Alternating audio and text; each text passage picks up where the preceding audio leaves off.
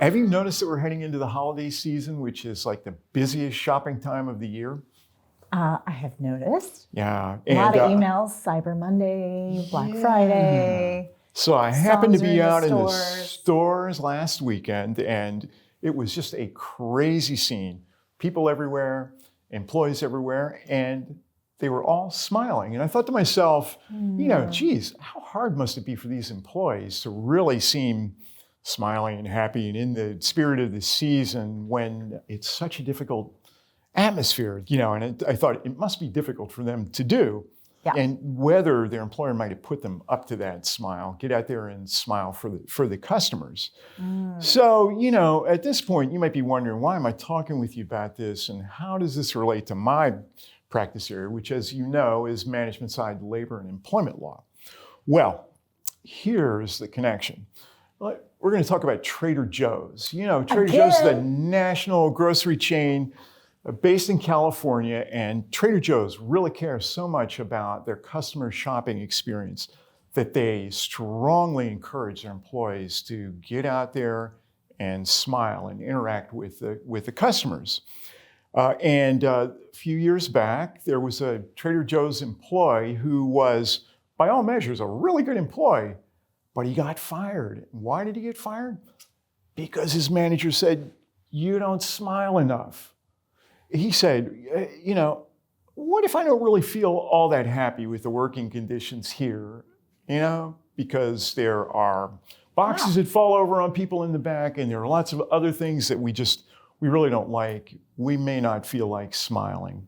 Trader Joe said, go smile anyway. Okay. So it's actually a policy it's a written policy for Trader Joe's that you have to smile. Handbook. You have to smile. The employee goes to the National Labor Relations Board and files an unfair labor practice charge against Trader Joe's. What does it say? That policy violates Trader Joe's employees' rights under the National Labor Relations Act. Okay, what rights would that be? Right, this is a good question because, listen, as a management side lawyer, it seems perfectly reasonable to me to have your employees get out there and smile and make your customers happy. But under the National Labor Relations Act, your employees have a right to sort of collaborate with each other, collude with each other, if you will, or talk with each other about their working conditions. And if the working conditions are not that great and the employees want to talk, they may not feel like smiling.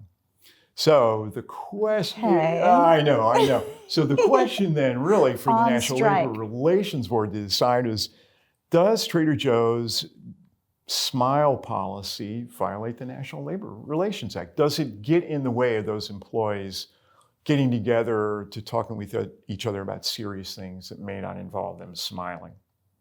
Okay. So we don't really know the answer to that yet, but that's the theory.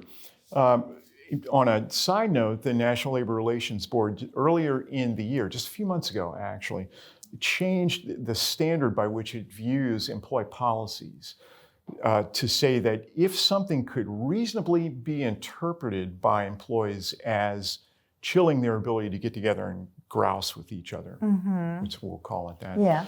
If the policy does that, then it violates the National Labor Relations Act. Okay.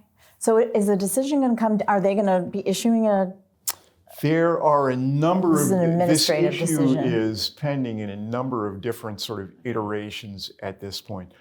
Under the new rule, we don't know exactly what's going to happen, but it's interesting to think about that, here you are as a business, wanting your employees to get out there and be happy with your customers, and yet they may want to get together with each other to talk about working conditions and maybe even forming a union. We don't know the answer to that, but next time you're out shopping, you happen to be in Trader Joe's, look at those smiles and wonder, are they real smiles or are they being told you gotta get out there and do it?